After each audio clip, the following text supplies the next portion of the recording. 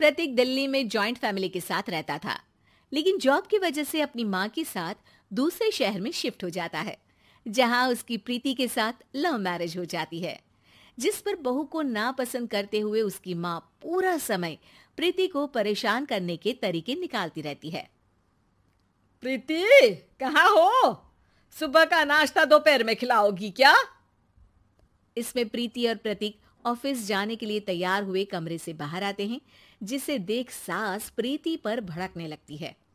महारानी, तुम सुबह सुबह तैयार होकर घर का सारा काम छोड़कर कहाँ चल दी? जी वो ऑफिस। हैं? तुम ऑफिस से जाओगी तो घर में जो सफाई, नाश्ता, खाने का काम है वो क्या मैं करूंगी? माँ, मैंने उससे वादा किया था कि वो जॉब कंटिन्यू कर सकती है। अरे वाह जी वाह, दोनों आपस में सलाह कर फैसले ले लिए। मैं क्या यहाँ बेवकूफ बैठी हूँ? मुझसे पूछना किसी ने जरूरी नहीं समझा? मम्मी, आप फिक्र ना करें, मैं आज ही रेजिग्नेशन दे दूंगी। प्रीति ऑफिस के लिए चली जाती है और अगले दिन से जॉब छोड़ घर के कामों में लग जाती है, लेकिन साथ ही उदास भी रहने लगती है, जिसे देख प्रतीक को अच्छा नहीं लगता। मुझे पता है तुम्हें अपनी जॉब कितनी पसंद थी। आई एम सॉरी प्रीति। अरे कुछ नहीं होता, बस मम्मी खुश रहनी चाहिए। अब प्रीति अपनी सास को खुश करने और उनका दिल जीतने की जी तोड़ कोशिश करती रहती है, पर सास कभी उससे सीधे मुंह बात तक नहीं करती। इसी तरह दिन बीतने लगते हैं। एक शाम प्रतीक ऑफिस से परेशान घर वापस आता है। माँ, चाची का फोन आया था, दादी की तबीयत बहुत खराब है, हमें दिल्ली जाना होगा। पति की बात सुन प्रीति तो पैकिंग शुरू भी कर देती है, पर माँ वहीं बूत बनी खड़ी रह जाती है। लगता है मम्मी अपनी सास से बहुत प्यार करती हैं, तभी उनके बीमार होने की खबर सुन शॉक में आ गई। ये प्यार नहीं, परेशानी है। तुम तो ऐसे सोचो कि अब से जब तक दिल्ली में हो तुम्हारे अच्छे दिन शुरू। अच्छा, ऐसा क्या है दिल्ली में? वो तुम्हें कुछ ही घंटों में पता चल जाएगा।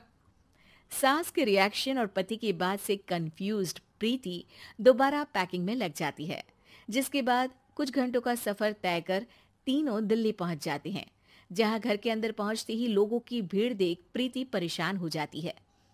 हे भगवान, इतनी भीड़! प्रतीक, कहीं तुम्हारी दादी को कुछ हो तो नहीं गया ना? पागल, ये भीड़ नहीं, मेरा परिवार है। क्या? इसे तुम परिवार कहती हो? अरे इसे तो जिला घोषित कर देना चाहिए। तुम्हारा परिवार का तो अपना पर्सनल बिग बॉस बन सकता है।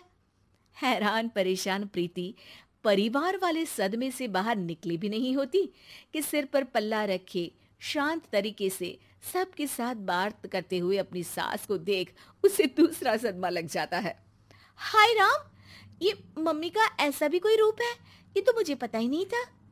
ये तुम्हारी सास का ससुराल है। तभी प्रतीक की बहन बोल पड़ती है।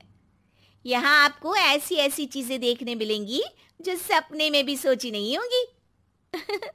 हाँ, ये कुछ दिन तो बहुत इंटरेस्टिंग लग रहे हैं।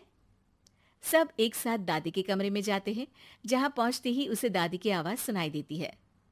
क्यों रे, सास से मिलने की फुर्सत मिल गई? दूसरे शहर जाकर छूट क्या मिली? तुम तो भटकता पंछी बन गई। इतने समय में ये तक नहीं पूछा कि जिंदा भी हूं या मर गई। प्रीति की सास अपनी सास के पैर छूती है। अरे कैसी बात कर रही है मम्मी, आपको तो मेरी उम्र भी लग जाए। अरे बस कर, ये झूठी उम्र देने वाली बातों का दिखावा ना कर। तेरा बस चले ना तो जो मेरी बच्ची कुच्ची जिंदगी है वो भी अभी खत्म कर दे। अरे बहू कहाँ है? इस पर सास प्रीति को दादी से मिलवाती है। दादी प्रीति को बहुत प्यार देती है। क्यों बहू, तेरी ये सास परेशान तो नहीं करती ना? अगर करती है तो अभी बता दे, मैं इसकी क्लास लगा दूंगी। अरे कैसी बात कर रही है माँ जी, भला मैं क्यों किसी को परेशान करूंगी? प्रीति अपनी सास का ये रूप एंजॉय कर ही रही होती है कि तभी चाची वहां आकर प्रीति को अपने साथ ले जाती है। सास की क्लास लगते देख जो खुशी मिल रही थी वो तुम्हारे चेहरे से साफ पता चल रही थी, इसीलिए ले आई, क्योंकि अगर उन्हें पता चल जाता तो तुम्हारी खैर नहीं थी। थैंक यू चाची जी।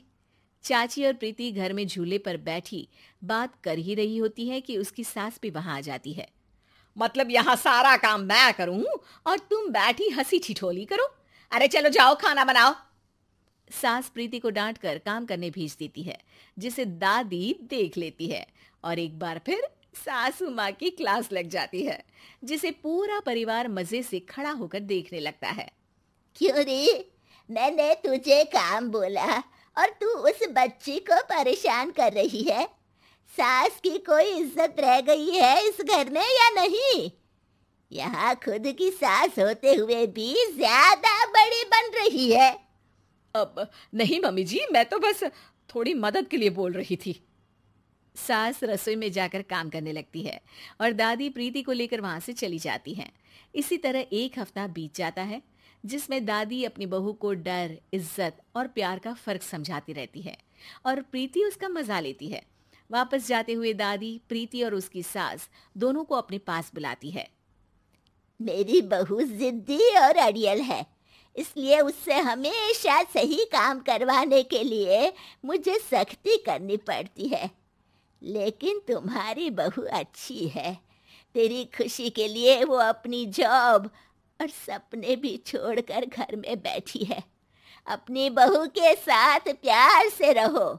और प्रीति, अगर अभी भी तुम्हारी सास परेशान करे ना, तो फिर तुम्हें पता चल ही गया है कि शिकायत कहाँ करनी है। जी, अपनी सास की ससुराल में उनकी सासू माँ के पास।